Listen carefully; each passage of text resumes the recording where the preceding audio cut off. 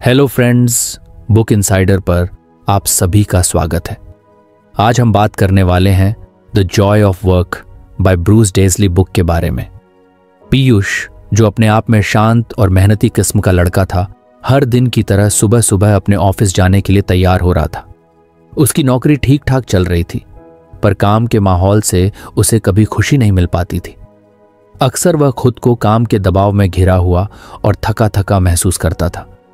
उसके दिमाग में अक्सर ये सवाल घूमते रहते थे कि ऐसा क्यों है, क्यों उसे अपना काम कभी अच्छा नहीं लगता, क्यों हर सुबह उसे ऑफिस जाने में एक बोझ जैसा महसूस होता है। इन सवालों का जवाब शायद उसे नहीं मिलता था, लेकिन वो एक न एक दिन इनका हल जरूर ढूंढना चाहता था। इसी तरह एक दिन पीयूष घर के पास की बुक स्टोर में गया। उसे किताबें पढ़ने का शौक तो नहीं था, लेकिन आज किसी खास वजह से उसने बुक स्टोर में कुछ वक्त बिताने का मन बनाया। बुक स्टोर में घूमते घूमते उसकी नज़र एक किताब पर पड़ी जिसका नाम था The Joy of Work by Bruce Daisley. किताब का नाम देखकर पीयूष कुछ रुक गया। उसने सोचा, क्या ये किताब मुझे मेरी परेशानियों का हल दे सकती है? बिना ज़्यादा सोचे समझे उसने उस किताब को खरीद लिया और घर आकर उसे पढ़ना शुरू कर दिया। किताब के पहले पन्ने पर ही उसने पढ़ा कि पहला lesson impact of workplace culture के बारे में था। पहले तो उसे लगा कि ये चीज़ उसके लिए ज़्यादा मायने नहीं रखती, लेकिन जैसे जैसे उसने पढ़ना शुरू किया उसकी दिलचस्पी बढ़ती गई। डेज़ली ने बताया कि काम करने की जगह का माहौल कितना महत्वपूर्ण होता है और ये किस तरह किसी इंसान की खुशी, सेहत और काम में उसके इंटरेस्ट को प्रभावित कर सकता है। पीयूष पहले कभी इस तरह नहीं सोचा था। उसके लिए काम मतलब बस अपनी ड्यूटी पूरी करना था, लेकिन डेज़ली ने वर्कप्लेस कल्चर के महत्व को जिस तरह से समझाया, उसने पीयूष को सोचने पर मजबूर कर दिया। डेज़ली ने कहा कि जब काम करने की जगह का माहौल अच्छा होता है तो लोगों को अपना काम करने में मज़ा आता है। वे एक दूसरे के साथ मिलजुल कर काम करते हैं और एक पॉजिटिविटी का माहौल बनता है। लेकिन जब वर्कप्लेस कल्चर नेगेटिव होता है तो धीरे धीरे वो जगह एक बोझिल और तनावपूर्ण माहौल में बदल जाती है, जहां लोग काम करने से घबराने लगते हैं। डेज़ली ने बताया कि वर्कप्लेस कल्चर का सबसे बड़ा हिस्सा होता है कम्युनिकेशन स्टाइल्स। अगर लोग एक दूसरे से खुलकर और आदर के साथ बात करें तो आपस में मिसअंडरस्टैंडिंग्स नहीं होती, लेकिन अगर कम्युनिकेशन ओपन ना हो या किसी को अपनी बात कहने में डर लगे तो ऑफिस का माहौल धीरे धीरे टॉक्सिक होने लगता है। पीयूष ने अपने ऑफिस के बारे में सोचा। वहां पर कम्युनिकेशन बहुत फॉर्मल और रिजर्व था। लोग एक दूसरे से खुलकर बात नहीं करते थे और अगर कोई इशू होता था तो ज्यादातर लोग उसे दबा देते थे बजाय उसे सामने लाने के। उसने खुद कई बार महसूस किया था कि उसे अपने मैनेजर से कोई बात डिस्कस करने में झिझक होती थी। उसे लगता था कि कहीं उसकी बात गलत समझ ली गई तो, या अगर मैनेजर्स ने उसकी बात को नज़रअंदाज कर दिया तो। इस डर के चलते कई बार वह अपनी परेशानियों को दबा देता था, जो धीरे धीरे उसकी डिससैटिस्फैक्शन में बदल जाती थी। डेज़ली ने एक और महत्वपूर्ण बात कही थी, टीम डायनामिक्स। एक वर्कप्लेस में टीम के लोग अगर एक दूसरे के साथ अच्छे से जुड़कर काम करें तो सबका काम एफिशिएंट हो जाता है, लेकिन अगर टीम में किसी तरह की फ्रिक्शन हो तो वह काम पर भी असर डालती है। पीयूष को यह चीज़ बहुत रिलेटेबल लगी। उसके ऑफिस में ज़्यादातर लोग अपने अपने काम में बिजी रहते थे और टीम वर्क की कमी साफ नज़र आती थी। लोग सिर्फ अपने काम पर ध्यान देते थे और किसी भी प्रोजेक्ट को मिलजुल कर पूरा करने का तरीका वहां शायद ही कभी अपनाया जाता था। फिर डेज़ली ने लीडरशिप बिहेवियर के बारे में लिखा था। उन्होंने कहा कि लीडर्स का अपने टीम के प्रति रवैया भी वर्क कल्चर को शेप करता है। अगर लीडर्स अपने एम्प्लॉयज़ को सपोर्ट करें, उनकी बातों को सुनें और उन्हें इंस्पायर करें तो टीम का मोराल हाई रहता है। लेकिन अगर लीडर्स सिर्फ ऑर्डर्स देते हैं और अपने एम्प्लॉयज़ के प्रति इंडिफरेंट रहते हैं तो धीरे धीरे टीम में डिससैटिस्फैक्शन बढ़ जाती है। पीयूष ने अपने मैनेजर्स के बारे में सोचा। ज़्यादातर मैनेजर्स बस टारगेट्स पर फोकस करते थे। वे कभी भी टीम की वेल बीइंग या मोटिवेशन की परवाह नहीं करते। पहला लेसन पढ़ने के बाद पीयूष को अपने ऑफिस की कल्चर के बारे में काफ़ी कुछ समझ में आने लगा था। उसे महसूस हुआ कि उसकी डिससैटिस्फैक्शन सिर्फ काम के नेचर की वजह से नहीं थी, बल्कि उस माहौल की वजह से थी जिसमें वो काम कर रहा था। उसने सोचा कि अगर उसके ऑफिस का माहौल कुछ फ्रेंडली और सपोर्टिव होता तो शायद उसका मन वहां काम करने में लगता। पीयूष ने आगे पढ़ते हुए सोचा कि वो खुद क्या कर सकता है जिससे उसका काम एनवायरनमेंट कुछ पॉजिटिव हो सके। उसने सोचा कि वो खुद अपनी कम्युनिकेशन स्टाइल को कुछ ओपन करने की कोशिश करेगा। अगर कोई इश्यू होगा तो वो उसे दबाएगा नहीं, बल्कि रिस्पेक्टफुली अपने सीनियर्स के सामने रखेगा। इससे भले ही बड़ी चीजें ना बदलें, पर शायद उसकी खुद की सोच कुछ खुली हो जाएगी। अगले दिन पीयूष ने ऑफिस में एक छोटा एक्सपेरिमेंट किया। लंच ब्रेक के दौरान उसने अपने कुछ कॉलीग्स को कैजुअल बातों में एंगेज किया। पहले तो सब थोड़े सरप्राइज थे, क्योंकि यूजुअली सब लोग बस अपने काम में लगे रहते थे, लेकिन धीरे धीरे उन्होंने भी बातचीत में इंटरेस्ट लेना शुरू किया। उस दिन का लंच ब्रेक कुछ रिलैक्स्ड और इंटरेस्टिंग था। अगर आपको हमारी फ्री समरी अच्छी लगती है तो आप हमारे चैनल को सब्सक्राइब कर सकते हैं, हमारी मेंबरशिप खरीद सकते हैं या हमें यूपीआई के थ्रू सपोर्ट कर सकते हैं। अब समरी पर वापस चलते हैं। पीयूष को महसूस हुआ कि बस छोटी छोटी चीज़ों से ही वर्क प्लेस का माहौल कुछ पॉजिटिव हो सकता है। उसने ठान लिया कि वो रोज़ कुछ ऐसा करने की कोशिश करेगा जिससे ऑफिस का माहौल कुछ हल्का और फ्रेंडली लगे। उसने देखा कि सिर्फ एक छोटी सी कोशिश ने ही उसके डे को कुछ बेहतर बना दिया था। वहां से उसने किताब के अगले चैप्टर की तरफ रुख किया, ये देखने के लिए कि आगे डेज़ली ने और क्या टिप्स दिए हैं जो वो अपनी लाइफ में अप्लाई कर सकता है। पीयूष ने द जॉय ऑफ वर्क का अगला चैप्टर पढ़ना शुरू किया। जैसे जैसे वो पढ़ता गया, उसे एहसास हुआ कि यह चैप्टर शायद उसकी जिंदगी को और ज्यादा इम्पैक्ट कर सकता है। इस लेसन का नाम था वर्क लाइफ बैलेंस। इसमें ब्रूस डेल्सले ने बताया था कि किस तरह लोगों ने आजकल काम के साथ अपनी जिंदगी को जोड़ लिया है और इस वजह से वो खुद की खुशियों और मानसिक स्वास्थ्य को नजरअंदाज कर रहे हैं। डेज़ली ने एक खास चीज पर जोर दिया, कांस्टेंट कनेक्टिविटी। आजकल की टेक्नोलॉजी ने काम को इतना एक्सेसिबल बना दिया है कि लोग 24 घंटे 7 दिन काम से जुड़े रहते हैं, चाहे वो ऑफिस में हो या घर पर। ऑफिस से निकलने के बाद भी लोग अपने ईमेल्स चेक करते रहते हैं, किसी न किसी काम से जुड़े रहते हैं और कई बार ये काम का प्रेशर उनके घर में भी आ जाता है। इससे न केवल उनकी निजी जिंदगी पर असर होता है, बल्कि उनका मानसिक स्वास्थ्य भी प्रभावित होता है। डेज़ली का मानना था कि वर्क और पर्सनल लाइफ के बीच एक साफ सुथरी बाउंड्री होनी चाहिए। पीयूष ने अपने बारे में सोचा। अक्सर वो खुद भी ऑफिस का काम घर ले आता था। ऑफिस में दिन भर काम करने के बाद भी घर पर बैठकर कई बार रात में मेल चेक करता था या अगले दिन की प्लानिंग करता था। उसे लगता था कि यह उसकी ड्यूटी का हिस्सा है, लेकिन उसने कभी ये महसूस नहीं किया कि इस वजह से उसकी पर्सनल लाइफ कितनी डिस्टर्ब हो रही है। कई बार उसकी फैमिली या दोस्तों के साथ उसका वक्त खराब हो जाता था क्योंकि उसका ध्यान काम में लगा रहता था। डेज़ली ने कहा था कि एक हेल्थी वर्क लाइफ बैलेंस बनाए रखने के लिए बाउंड्रीज बनाना जरूरी है। उन्होंने कहा कि जब हम काम की जगह पर होते हैं तो पूरा फोकस काम पर होना चाहिए, लेकिन जब हम ऑफिस के बाहर हों तो पूरी तरह से डिस्कनेक्ट होना चाहिए। काम से डिस्कनेक्ट होने का मतलब ये नहीं है कि हम अपने रिस्पॉन्सिबिलिटीज को इग्नोर करें, बल्कि इसका मतलब ये है कि अपनी पर्सनल लाइफ को भी उतनी ही इम्पोर्टेंस दें जितनी हम अपने काम को देते हैं। पीयूष के दिमाग में एक नई सोच आने लगी।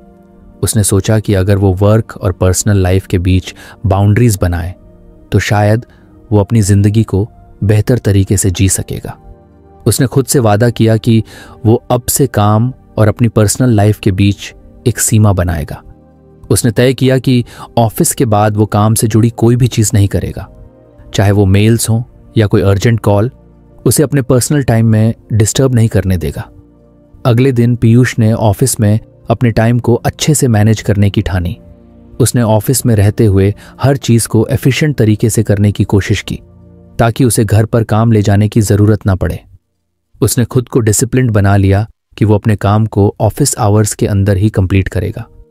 शुरू में उसे कुछ मुश्किल लगा क्योंकि अक्सर काम को टालने की आदत उसकी एफिशिएंसी को कम कर देती थी, लेकिन धीरे धीरे उसने अपने काम को प्रायोरिटाइज करना शुरू किया, जिससे वो अपने टास्क्स को ऑफिस आवर्स में ही खत्म कर सके। उसने महसूस किया कि काम के बाद वो घर पर ज्यादा रिलैक्स्ड महसूस करता है। पहले जहां घर आने के बाद भी वो मेंटली काम में उलझा रहता था, अब उसे एक तरह की फ्रीडम महसूस हो रही थी। वो अपनी फैमिली के साथ ज्यादा क्वालिटी टाइम बिता पाता था और अपने हॉबीज पर भी ध्यान देने लगा था। उसने पुराने दोस्तों से मिलना शुरू किया और वीकेंड्स पर अपने लिए कुछ वक्त निकालने लगा।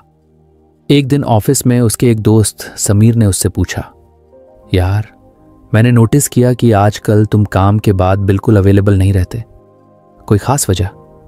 पीयूष ने हंसते हुए कहा, अरे यार मैंने तो बस एक नई स्ट्रैटेजी अपनाई है। अब मैं ऑफिस के बाहर कोई काम नहीं करता, बस अपना पर्सनल टाइम एंजॉय करता हूं। डेज़ली की किताब में पढ़ा था कि वर्क लाइफ बैलेंस कितना जरूरी होता है और वही ट्राई कर रहा हूं। समीर ने हैरानी से कहा, पर क्या तुम्हें नहीं लगता कि काम से पूरी तरह डिस्कनेक्ट होना कुछ रिस्की है? आजकल के कॉम्पिटिटिव माहौल में हर किसी को 24 घंटे अवेलेबल रहना होता है। पीयूष ने समझाते हुए कहा, यही तो दिक्कत है, हम सब ने अपनी जिंदगी का पूरा कंट्रोल अपने काम को दे दिया है, लेकिन यह सोचा है कि इससे हमारी मेंटल हेल्थ पर क्या असर हो रहा है। मैं मानता हूं कि काम इंपॉर्टेंट है, लेकिन उसकी वजह से अपनी पर्सनल लाइफ को सैक्रिफाइस करना भी ठीक नहीं है। डेज़ली का कहना है कि बाउंड्रीज जरूरी हैं, इससे हम अपनी जिंदगी को बैलेंस में रख सकते हैं और लॉन्ग टर्म में हमारा सेटिस्फैक्शन और प्रोडक्टिविटी दोनों इंप्रूव होते हैं। समीर उसकी बातें सुनकर सोच में पड़ गया। उसने भी सोचा कि शायद उसे भी अपनी लाइफ में ऐसी बाउंड्रीज बनाने की जरूरत है। पीयूष के इस छोटे से बदलाव का असर उसके काम पर भी नजर आने लगा। अब जब वो ऑफिस आता था तो मेंटली और फिजिकली ज्यादा रिफ्रेश्ड महसूस करता था। उसकी प्रोडक्टिविटी बढ़ गई थी और वो काम को जल्दी और एफिशिएंटली करने लगा था। उसे एहसास हुआ कि जब दिमाग फ्रेश होता है और अननेसेसरी स्ट्रेस नहीं होता तो काम अपने आप बेटर होता है। डेज़ली ने किताब में यह भी कहा था कि एक बैलेंस्ड लाइफ इंसान की क्रिएटिविटी और इनोवेशन को भी बढ़ाती है। जब इंसान का दिमाग रिलैक्स होता है तो वो नई आइडियाज पर बेहतर तरीके से सोच सकता है। पीयूष को इस बात का एहसास तब हुआ जब उसने एक बड़े प्रोजेक्ट में अपनी टीम के साथ काम करना शुरू किया। पहले जहां उसे नए आइडियाज सोचने में परेशानी होती थी, अब उसे आसानी से इनोवेटिव आइडियाज सूझने लगे थे। वो अपनी टीम के साथ मिलकर नई स्ट्रैटेजीज बना रहा था और इस बार उसके अंदर एक अलग कॉन्फिडेंस था। पीयूष के लिए वर्क लाइफ बैलेंस अब सिर्फ एक थ्योरी नहीं रही, बल्कि उसकी जिंदगी का हिस्सा बन गई थी। उसे एहसास हुआ कि हैप्पीनेस और सेटिस्फैक्शन के लिए एक परफेक्ट बैलेंस बनाना बहुत जरूरी है। पीयूष ने अगला लेसन पढ़ना शुरू किया, जिसका टॉपिक था importance of rest and down time. अब तक उसने कई नई चीजें सीखी थीं, पर यह लेसन कुछ अलग और दिलचस्प था। ब्रूस डेल्सले ने इस लेसन में बताया कि कैसे आज की हस्टल कल्चर, जहां लोग लगातार बिना रुके काम करते रहते हैं, ने हमारी वेल बीइंग और काम के प्रति हमारा नजरिया बदल दिया है। डेज़ली का मानना था कि काम के दौरान छोटे छोटे ब्रेक्स लेना और डाउन टाइम का महत्व समझना जरूरी है, क्योंकि इससे इंसान की क्रिएटिविटी और प्रॉब्लम सॉल्विंग स्किल्स में सुधार होता है। पीयूष ने खुद पर गौर किया। उसने महसूस किया कि वो भी हसल कल्चर का हिस्सा बन चुका था। बिना सोचे समझे लगातार काम करता रहता था। ऑफिस में कभी कभी 8 से 10 घंटे लगातार काम करते करते उसे पता ही नहीं चलता कि कितनी थकान हो गई है। उसकी आदत थी कि किसी भी काम को जल्दी खत्म करने के चक्कर में वो लगातार उस पर लगे रहता, यहां तक कि लंच ब्रेक या चाय पानी का ब्रेक लेना भी अवॉइड करता। उसे हमेशा ये लगता था कि ज्यादा काम करने से ही वो बेहतर रिजल्ट्स दे पाएगा। डेज़ली ने कहा था कि यह सोच गलत है। उन्होंने बताया कि जब इंसान बिना रुके काम करता रहता है तो उसका दिमाग थक जाता है और उसकी प्रोडक्टिविटी कम हो जाती है, बल्कि जब लोग ब्रेक्स लेते हैं तो उनका दिमाग रिफ्रेश होता है और वो किसी भी काम को ज्यादा अच्छे तरीके से कर पाते हैं। डेज़ली ने यह भी कहा कि ब्रेक्स लेना न सिर्फ इंसान को फिजिकली रिफ्रेश करता है, बल्कि उसके मेंटल हेल्थ के लिए भी बहुत फायदेमंद है। जब दिमाग रिलैक्स रहता है तो नए आइडियाज और क्रिएटिव सॉल्यूशंस आना भी आसान हो जाता है। पीयूष ने सोचा कि शायद यही वजह है कि वो अक्सर काम के दौरान जल्दी थकान महसूस करता है और किसी भी प्रोजेक्ट में इनोवेटिव आइडियाज सोचने में दिक्कत होती है। उसने खुद से वादा किया कि वो अब से काम के बीच बीच में छोटे छोटे ब्रेक्स लेगा और अपना ध्यान कुछ आराम पर भी देगा। अगले दिन उसने इस नई आदत को अपनाने की कोशिश की। ऑफिस पहुंचने के बाद उसने खुद से कहा कि हर 2 घंटे में वो छोटा सा ब्रेक लेगा, चाहे वो सिर्फ 5 मिनट का ही क्यों ना हो। उसने ये भी तय किया कि लंच ब्रेक को प्रॉपर ब्रेक की तरह लेगा, जहां वो अपने डेस्क पर बैठकर काम के बारे में नहीं सोचेगा। पहले 2 घंटे तक उसने अपने काम पर पूरी तरह फोकस किया। फिर उसने अपनी घड़ी देखी और तय किया कि अब वो 5 मिनट का ब्रेक लेगा। ब्रेक में वो बाहर टहलने चला गया। ऑफिस के पास के गार्डन में जाकर कुछ देर बैठा। उसने देखा कि वो छोटा सा ब्रेक उसे कितनी राहत दे गया। उसके दिमाग को कुछ ताजगी सी महसूस हुई। वापस आकर उसने अपने काम को फिर से शुरू किया और उसने पाया कि वो पहले से ज्यादा फोकस और एनर्जी के साथ काम कर रहा है। उसके लिए यह कुछ सरप्राइजिंग था कि एक छोटे से ब्रेक ने उसकी एफिशिएंसी को इतना बढ़ा दिया। दिन भर उसने यही पैटर्न अपनाया, हर 2 घंटे बाद छोटा ब्रेक और प्रॉपर लंच ब्रेक जिसमें वो सिर्फ रिलैक्स करता। कुछ दिनों में उसे एहसास हुआ कि उसकी प्रोडक्टिविटी पहले से बढ़ गई है। उसका दिमाग कम थकता था और वो काम को अच्छे से मैनेज कर पा रहा था। पीयूष को समझ आने लगा कि काम के बीच बीच में आराम करना कितना ज़रूरी है। उसने देखा कि जब वो काम से डिस्कनेक्ट होता है और कुछ आराम करता है तो नए आइडियाज सोचना आसान हो जाता है। उसने इस बदलाव का असर अपने प्रोजेक्ट्स पर भी देखा। जहां पहले उसे किसी भी प्रॉब्लम का सॉल्यूशन ढूंढने में काफ़ी समय लगता था, अब उसे कई बार छोटी छोटी ब्रेक्स के बाद नए सॉल्यूशंस खुद ही सूझने लगते थे। एक दिन लंच ब्रेक में पीयूष अपने दोस्त समीर के पास गया और अपनी नई स्ट्रैटेजी के बारे में बताया। उसने समीर से कहा, यार तुम जानते हो मैंने काम के बीच बीच में ब्रेक लेना शुरू कर दिया है। मैंने डेज़ली की किताब में पढ़ा था कि ब्रेक लेना क्रिएटिविटी और प्रोडक्टिविटी के लिए बहुत ज़रूरी है। समीर ने चौंकते हुए पूछा, अरे लेकिन क्या तुम्हें नहीं लगता कि ब्रेक्स लेने से टाइम बर्बाद होता है? मैं तो हर दिन अपने टारगेट्स के पीछे दौड़ता रहता हूं, मुझे तो ब्रेक्स के लिए टाइम ही नहीं मिलता। पीयूष ने समझाते हुए कहा, पहले मैं भी ऐसा ही सोचता था, लेकिन जब मैंने ब्रेक्स लेने शुरू किए तो मैंने पाया कि इससे मेरी थकान कम होती है और मैं काम पर ज्यादा फोकस कर पाता हूं। एक रिफ्रेश्ड माइंड के साथ काम करना ज्यादा आसान होता है और मिस्टेक्स भी कम होती हैं। डेज़ली का कहना है कि लगातार काम करने की आदत हमें थका देती है और लॉन्ग टर्म में इससे प्रोडक्टिविटी कम होती है। समीर ने सोचा कि शायद पीयूष की बात में सच्चाई है। उसे महसूस हुआ कि वो भी दिन भर बिना रुके काम करता रहता है, लेकिन फिर भी जल्दी थकान महसूस करता है। उसने सोचा कि वो भी पीयूष की तरह छोटे छोटे ब्रेक्स लेना शुरू करेगा। पीयूष को अब धीरे धीरे इस नई आदत का और भी फायदा समझ में आने लगा था। पहले जहां ऑफिस के बाद भी वो थकान से चूर हो जाता था, अब उसे ऑफिस के बाद भी कुछ एनर्जी महसूस होती थी। वह अपनी हॉबीज पर ध्यान देने लगा, दोस्तों से मिलना जुलना बढ़ गया और उसकी पूरी लाइफ बैलेंस में आ गई थी। उसने महसूस किया कि जब उसका माइंड रिलैक्स होता है तो उसे काम के अलावा जिंदगी की बाकी चीजों में भी हैप्पीनेस महसूस होती है। अब उसे यह भी महसूस होने लगा कि वर्क कल्चर में एक बड़ा बदलाव यही है कि लोग अपने ब्रेक्स और रेस्ट को इग्नोर करते हैं। डेज़ली का ये लेसन उसे समझ में आ चुका था कि जिंदगी में हसल से ज्यादा आराम और पीस का महत्व होता है।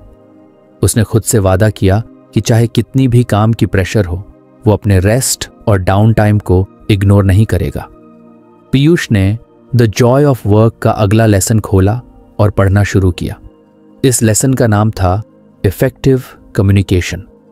किताब में ब्रूस डेल्सले ने बताया था कि किसी भी वर्क प्लेस में कम्युनिकेशन कितना महत्वपूर्ण होता है और इसका सही तरीका अपनाने से टीम में यूनिटी और ट्रस्ट बढ़ता है। पीयूष को यह टॉपिक बहुत रिलेटेबल लगा क्योंकि उसके ऑफिस में कम्युनिकेशन को लेकर हमेशा एक रुकावट महसूस होती थी। लोग अपने आइडियाज और इश्यूज खुलकर शेयर नहीं करते थे और इसका असर टीम की प्रोडक्टिविटी और माहौल पर होता था। डेज़ली ने इस लेसन में बताया था कि इफेक्टिव कम्युनिकेशन का मतलब सिर्फ बात करना नहीं है, बल्कि ऐसे तरीके से बात करना है जिससे सामने वाला आपके विचारों को समझ सके और एक स्वस्थ बातचीत का माहौल बने। उन्होंने यह भी बताया कि ऑफिस में फेस टू फेस इंटरैक्शंस का महत्व कितना ज़्यादा होता है। आजकल ईमेल्स, चैट्स और मैसेजिंग के जरिए लोग कम्युनिकेशन तो करते हैं, लेकिन उनमें वह वार्मथ और कनेक्शन नहीं आ पाता जो फेस टू फेस बातचीत से आता है। पीयूष ने अपने ऑफिस के बारे में सोचा। उसने महसूस किया कि वहां ज्यादातर लोग ईमेल या मैसेज के जरिए ही एक दूसरे से कम्युनिकेट करते थे। किसी इशू को लेकर फेस टू फेस बात करने के बजाय लोग एक दूसरे को फॉर्मल मेल्स भेजते थे। इसका नतीजा ये होता था कि कई बार बातें मिसअंडरस्टैंड हो जाती थी या फिर कुछ चीजें ठीक से कन्वे नहीं हो पाती थी। उसे डेज़ली की बात समझ में आने लगी कि अगर लोग फेस टू फेस बात करें तो न सिर्फ बातें क्लियर होती हैं बल्कि टीम मेंबर्स के बीच बॉन्डिंग भी मजबूत होती है। डेज़ली ने पॉजिटिव लैंग्वेज का भी महत्व बताया था। उन्होंने कहा कि किसी भी वर्क प्लेस में पॉजिटिव लैंग्वेज एक सपोर्टिव माहौल बनाने में मदद करती है। जब लोग एक दूसरे से रिस्पेक्ट के साथ और पॉजिटिविटी से बात करते हैं तो टीम का मोराल हाई रहता है। पीयूष ने महसूस किया कि ऑफिस में कई बार बातचीत का टोन काफी फॉर्मल और ड्राई होता था, जिससे लोग एक दूसरे से कनेक्ट नहीं कर पाते थे। अगले दिन पीयूष ने अपने ऑफिस में इस लेसन को प्रैक्टिकली अप्लाई करने का फैसला किया। उसने सोचा कि वो कोशिश करेगा कि अपनी टीम के साथ फेस टू फेस इंटरेक्ट करे और जहां भी संभव हो पॉजिटिव लैंग्वेज का इस्तेमाल करे। पहले ही दिन एक मौका आया जब उसकी टीम में एक नए प्रोजेक्ट पर डिस्कशन हो रही थी। आमतौर पर लोग अपनी बातों को ईमेल या चैट पर डाल देते थे, लेकिन इस बार पीयूष ने अपने टीममेट्स को फेस टू फेस चर्चा करने के लिए कहा। उसने उन्हें अपने आइडियाज ओपन करने के लिए एनकरेज किया और खुद भी अपनी बात बिना किसी हेजिटेशन के सामने रखी। इस छोटे से बदलाव ने पूरे डिस्कशन का टोन ही बदल दिया। जहां पहले सब लोग अपने आइडियाज को लेकर हेजिटेंट रहते थे, वहां अब सभी ने खुलकर अपनी बातें शेयर की। पीयूष ने इस डिस्कशन में एक और चीज पर ध्यान दिया। उसने कोशिश की कि वह पॉजिटिव लैंग्वेज का इस्तेमाल करे। उसने अपने टीममेट्स की बातों को ध्यान से सुना और उनकी तारीफ भी की जहां जरूरी था। उसने देखा कि पॉजिटिव लैंग्वेज का असर कितना अच्छा होता है।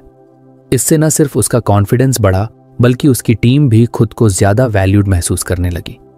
उसके एक टीम मेंबर प्रिया ने डिस्कशन के बाद उससे कहा, पीयूष, आज की मीटिंग बहुत अच्छी रही। तुमने सबको फेस टू फेस डिस्कशन के लिए बुलाया और इससे हम सबको अपने थॉट्स खुलकर रखने का मौका मिला। यूजुअली तो हम बस ईमेल्स में अपने आइडियाज शेयर करते हैं और बात वहीं खत्म हो जाती है। पीयूष ने मुस्कुराते हुए कहा, हाँ प्रिया, मैंने ब्रूस डेल्सले की किताब में पढ़ा था कि फेस टू फेस इंटरेक्शन से टीम के लोग ज्यादा कनेक्टेड महसूस करते हैं। ईमेल्स या चैट्स में बातें अक्सर सही तरीके से कन्वे नहीं हो पाती और मैंने ये भी समझा कि पॉजिटिव लैंग्वेज और ओपन डायलॉग से टीम का माहौल कितना अच्छा हो सकता है। प्रिया ने उसकी बातें सुनकर सहमति में सिर हिलाया और कहा, यह सच में काम करता है। आज का डिस्कशन बहुत प्रोडक्टिव रहा और मुझे लगता है कि हम इस प्रोजेक्ट को अच्छे से हैंडल कर पाएंगे। पीयूष ने देखा कि इस छोटे से बदलाव ने उसकी टीम के डायनामिक्स को किस तरह से इंप्रूव किया। उसने ठान लिया कि वो आगे भी इसी तरह की प्रैक्टिसेस अपनाएगा। उसने यह भी सोचा कि अगर उसकी टीम के दूसरे लोग भी इफेक्टिव कम्युनिकेशन के इन टिप्स को अपनाएं तो ऑफिस का माहौल और भी सपोर्टिव और कोलैबोरेटिव बन सकता है। डेज़ली ने ओपन डायलॉग की इंपॉर्टेंस पर भी जोर दिया था। उन्होंने कहा कि एक हेल्थी टीम एनवायरनमेंट में ओपन डायलॉग बहुत जरूरी है। इसका मतलब है कि हर कोई अपने आइडियाज और कंसर्न्स बिना किसी डर या झिझक के सामने रख सके। पीयूष ने इस पर भी गौर किया कि उसके ऑफिस में अक्सर लोग अपनी परेशानियों को दबा देते थे क्योंकि उन्हें डर होता था कि कहीं उनकी बातों को गलत समझा ना जाए या उन्हें जज न किया जाए। इस सोच को बदलने के लिए पीयूष ने एक नई अप्रोच अपनाई। उसने अपनी टीम के साथ इनफॉर्मल बातचीत करना शुरू किया ताकि लोग उसे अप्रोचेबल समझें और अपने इश्यूज ओपन करने में कंफर्टेबल महसूस करें। एक दिन उसकी टीम का एक जूनियर आकाश एक समस्या को लेकर कुछ परेशान था। पीयूष ने उसे देखा और सोचा कि उसे एनकरेज करना चाहिए ताकि वो अपनी बात खुलकर रख सके। पीयूष ने उससे कैजुअली बातचीत शुरू की और धीरे धीरे उसे अपनी परेशानी के बारे में बात करने के लिए मोटिवेट किया। आकाश ने बताया कि उसे एक टास्क में दिक्कत आ रही है, लेकिन उसे ये कहने में हेजिटेशन हो रही थी क्योंकि उसे डर था कि बाकी लोग उसे इनएक्सपीरियंस्ड समझेंगे। पीयूष ने उसकी बात ध्यान से सुनी और उसे समझाया, देखो आकाश, यहां सब लोग सीखने के लिए ही हैं। अगर कोई चीज समझ में नहीं आती तो पूछने में कोई हर्ज नहीं है। मैं भी जब नया था तो मुझे भी कई चीजों में दिक्कत आती थी। यहां हम सब एक टीम है और एक दूसरे की मदद करना ही हमारी स्ट्रेंथ है। आकाश उसकी बातें सुनकर कुछ कॉन्फिडेंट महसूस करने लगा। उसने पीयूष को धन्यवाद दिया और अपनी समस्या को खुलकर साझा किया। पीयूष ने उसकी मदद की और दोनों ने मिलकर उस टास्क को आसानी से कंप्लीट कर लिया। इस छोटी सी बातचीत ने आकाश को एक सेंस ऑफ बिलोंगिंगनेस और ट्रस्ट दिया। इस घटना के बाद पीयूष ने देखा कि टीम के बाकी लोग भी उससे अपने आइडियाज और इश्यूज ओपनली डिस्कस करने लगे। एक अच्छी कम्युनिकेशन कल्चर की शुरुआत होते देखना उसके लिए बहुत रिवॉर्डिंग था। उसने महसूस किया कि इफेक्टिव कम्युनिकेशन से टीम में ट्रस्ट और कोलैबोरेशन बढ़ता है, जिससे सभी का मोराल भी इंप्रूव होता है। पीयूष को अब यह समझ में आने लगा था कि डाइजली ने इफेक्टिव कम्युनिकेशन पर इतना जोर क्यों दिया है। उसने खुद महसूस किया कि जब लोग एक सपोर्टिव माहौल में ओपन होकर कम्युनिकेट करते हैं तो टीम का हर सदस्य वैल्यूड और रिस्पेक्टेड महसूस करता है। अब पीयूष के लिए इफेक्टिव कम्युनिकेशन सिर्फ एक टेक्निक नहीं रह गई थी, बल्कि उसकी टीम कल्चर का हिस्सा बन चुकी थी। उसने यह ठान लिया कि वह इस हेल्थी कम्युनिकेशन एनवायरनमेंट को बनाए रखेगा ताकि उसका ऑफिस एक सपोर्टिव और कोलैबोरेटिव वर्क प्लेस बन सके। पीयूष ने अगले लेसन की ओर रुख किया, जिसका नाम था लीडरशिप एंड मैनेजमेंट प्रैक्टिसेस। किताब में ब्रूस डेल्सले ने बताया कि एक वर्क प्लेस में लीडरशिप का कितना बड़ा रोल होता है। एक अच्छा लीडर न केवल अपनी टीम का मार्गदर्शन करता है, बल्कि टीम के सदस्यों का मनोबल बढ़ाता है, उनकी मेहनत को सराहता है और एक ऐसा वातावरण बनाता है जहां सभी लोग खुद को वैल्यूड और मोटिवेटेड महसूस करते हैं। पीयूष ने पढ़ना शुरू किया और हर लाइन के साथ उसे खुद के ऑफिस का ख्याल आने लगा। उसने देखा कि उसके ऑफिस में भी कुछ लीडर्स थे जो अपनी टीम के साथ काफ़ी सपोर्टिव थे, लेकिन कुछ ऐसे भी थे जो केवल टारगेट्स और डेडलाइंस पर ही ध्यान देते थे। डेज़ली ने इस लेसन में बताया था कि एक लीडर का सबसे बड़ा काम सिर्फ टास्क्स को मैनेज करना नहीं, बल्कि लोगों का ख्याल रखना और एक ऐसा माहौल बनाना है जहां हर कोई खुलकर अपने आइडियाज़ रख सके और अपनी क्षमताओं का पूरा इस्तेमाल कर सके। डेज़ली ने कुछ इफेक्टिव मैनेजमेंट प्रैक्टिसेस भी सुझाई थी। एक बात जो उसे खास लगी वो थी कि लीडर्स को हमेशा अपनी टीम के लोगों को अप्रिसिएशन देना चाहिए। इंसान को अपने काम की सराहना बहुत मोटिवेट करती है, और अगर कोई लीडर अपने टीम मेंबर्स की अचीवमेंट्स को पहचानता है तो टीम का मोराल अपने आप बढ़ जाता है। पीयूष ने यह महसूस किया कि उसके ऑफिस में कई लोग कड़ी मेहनत करते हैं, लेकिन उन्हें उनकी मेहनत के लिए कभी प्रॉपर रिकॉग्निशन नहीं मिलता। इससे कई बार वे लोग डिमोटिवेटेड महसूस करते हैं। पीयूष ने ठान लिया कि वह इस लेसन को अपने काम में अपनाने की कोशिश करेगा। उसने सोचा कि भले ही वह अभी एक ऑफिशियल लीडर ना हो, लेकिन वह अपनी टीम के लिए एक अच्छा सपोर्ट सिस्टम बनने का प्रयास कर सकता है। अगले ही दिन उसने यह कदम उठाना शुरू किया। उसकी टीम में एक नया प्रोजेक्ट चल रहा था जिसमें उसकी सहकर्मी नेहा ने बहुत मेहनत की थी। प्रोजेक्ट की रिपोर्ट्स में नेहा का काम साफ झलक रहा था और पीयूष ने इसे नोटिस किया। पीयूष ने सोचा कि वह नेहा को ओपनली अप्रिशिएट करेगा ताकि बाकी टीम मेंबर्स को भी लगे कि उनकी मेहनत की कदर की जाती है। अगले मीटिंग में उसने नेहा के काम की तारीफ की और सबके सामने कहा, नेहा, तुमने इस प्रोजेक्ट में बेहतरीन काम किया है। मैं देख सकता हूं कि तुमने कितनी मेहनत की है और इससे हमारा प्रोजेक्ट कितना अच्छा दिख रहा है। तुमने टीम का मोराल बढ़ाया है। नेहा ने यह सुनकर मुस्कुराते हुए धन्यवाद कहा। बाकी टीम मेंबर्स ने भी उसे अप्रिशिएट किया और वहां एक पॉजिटिव माहौल बन गया। नेहा के चेहरे पर संतोष और खुशी साफ झलक रही थी। पीयूष ने देखा कि इस एक छोटे से जेस्चर ने उसकी टीम का कितना बड़ा असर डाला। अब टीम के बाकी लोग भी अपने काम को ज्यादा पॉजिटिव लेने लगे थे और उनकी प्रोडक्टिविटी में भी फर्क दिखने लगा था। डेज़ली ने लीडर्स के रोल के बारे में यह भी कहा था कि उन्हें अपनी टीम के साथ ट्रस्ट का रिश्ता बनाना चाहिए। जब टीम के सदस्य अपने लीडर पर भरोसा करते हैं तो वे अपनी बातों को बिना किसी झिझक के खुलकर रखते हैं।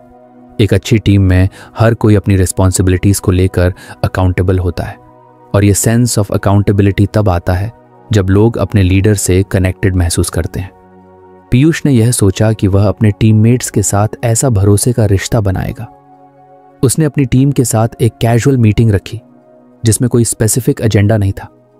वह चाहता था कि सब लोग फ्रीली अपने आइडियाज और कंसर्न्स शेयर कर सकें। उसने एक आरामदायक माहौल बनाने की कोशिश की ताकि कोई भी अपनी बात कहने में हिचके नहीं। इस मीटिंग में उसकी टीम के एक सदस्य मोहित ने एक चिंता जाहिर की। उसने कहा कि पिछले कुछ समय से काम का दबाव बहुत बढ़ गया है और उसे खुद के लिए टाइम निकालने का मौका नहीं मिल रहा। पीयूष ने उसकी बात ध्यान से सुनी और उसे बताया, देखो मोहित, अगर तुम्हें काम के दबाव की वजह से कोई दिक्कत हो रही है तो मुझे बताओ, हम एक टीम हैं और हमें एक दूसरे का सपोर्ट करना चाहिए। तुम अपने वर्कलोड को मैनेज करने में मेरे साथ ओपनली डिस्कस कर सकते हो। मोहित ने महसूस किया कि पीयूष उसकी बातों को सुन रहा है और उसे समझने की कोशिश कर रहा है। इससे उसे कॉन्फिडेंस मिला कि उसकी बातों का महत्व है। धीरे धीरे बाकी टीममेट्स ने भी अपनी बातें शेयर करनी शुरू की। सभी को एक साथ बैठकर अपने थॉट्स और चैलेंजेस को खुलकर रखने का मौका मिला। इस बातचीत के बाद पीयूष ने अपनी टीम के लिए एक नया सपोर्ट सिस्टम तैयार किया, जिसमें हर कोई अपने चैलेंजेस और टास्क्स के बारे में बात कर सकता था और मदद मांग सकता था। पीयूष को यह समझ में आने लगा कि लीडरशिप का असली मतलब लोगों के साथ काम करना और उन्हें उनके काम में सपोर्ट देना है। उसने सीखा कि सिर्फ काम के टारगेट्स हासिल करना ही लीडरशिप नहीं है, बल्कि एक ऐसे एनवायरनमेंट का निर्माण करना भी लीडरशिप का हिस्सा है जिसमें हर कोई वैल्यूड महसूस करे। इस लेसन में डाइजली ने एक और महत्वपूर्ण बात कही थी। लीडर्स को हमेशा अपने लोगों के साथ सही और साफ कम्युनिकेशन करनी चाहिए। उन्होंने बताया कि एक अच्छा लीडर वही है जो अपनी टीम के साथ ईमानदारी और क्लैरिटी के साथ बात करता है। कई बार टीम के लोग यही सोचते हैं कि उनके लीडर उनकी बातें ठीक से नहीं समझ रहे हैं या उनका ध्यान उनके काम की समस्याओं पर नहीं है। पीयूष ने महसूस किया कि उसकी टीम के लोग भी कभी कभी इसी तरह की फीलिंग्स रखते हैं। पीयूष ने तय किया कि वह अपनी टीम के साथ हमेशा क्लियर और ट्रांसपेरेंट कम्युनिकेशन रखेगा। उसने अपने टीममेट्स से कहा, अगर आप में से किसी को कोई भी प्रॉब्लम हो तो आप मुझसे डायरेक्टली बात कर सकते हैं। हम सब एक टीम है और हमें एक दूसरे का सपोर्ट करना चाहिए। कुछ ही समय में पीयूष की टीम में बदलाव आने लगे। लोग अब ज्यादा फ्रीली अपने आइडियाज और कंसर्न्स शेयर करने लगे। वे जानते थे कि उनका लीडर उनकी बातों को समझेगा और उनके लिए सही गाइडेंस और सपोर्ट देगा। इस ओपननेस ने टीम के काम करने के तरीके को बदल दिया था और सबकी परफॉर्मेंस में भी सुधार दिखने लगा था। धीरे धीरे पीयूष ने अपने छोटे छोटे एफर्ट्स से एक ऐसा माहौल बना लिया था जिसमें उसकी टीम के हर सदस्य को अपनी वैल्यू महसूस होती थी। उसने देखा कि डेज़ली की किताब में बताए गए लीडरशिप प्रैक्टिसेस सच में काम कर रहे थे। एक अच्छा लीडर बनने के लिए किसी बड़े पद की जरूरत नहीं होती, बस दिल से अपने टीममेट्स का सपोर्ट करना और उनके लिए एक हेल्थी वर्क एनवायरनमेंट बनाना ही काफी होता है। पीयूष को यह लेसन बहुत वैल्यूएबल लगा। उसने समझ लिया कि एक अच्छे लीडर की पहचान उसकी टीम के कामयाब होने में होती है, और जब टीम का हर सदस्य वैल्यूड और मोटिवेटेड महसूस करता है तो वह अपनी बेस्ट परफॉर्मेंस देता है। उसने यह ठान लिया कि वह अपने ऑफिस में इस पॉजिटिव लीडरशिप अप्रोच को अपनाता रहेगा ताकि उसकी टीम हमेशा उत्साहित और डेडिकेटेड महसूस करे। तो फ्रेंड्स, ये थी हमारी आज की बुक समरी। आपको कैसी लगी कमेंट करके ज़रूर बताएं, और धन्यवाद आपका समरी एंड तक सुनने के लिए।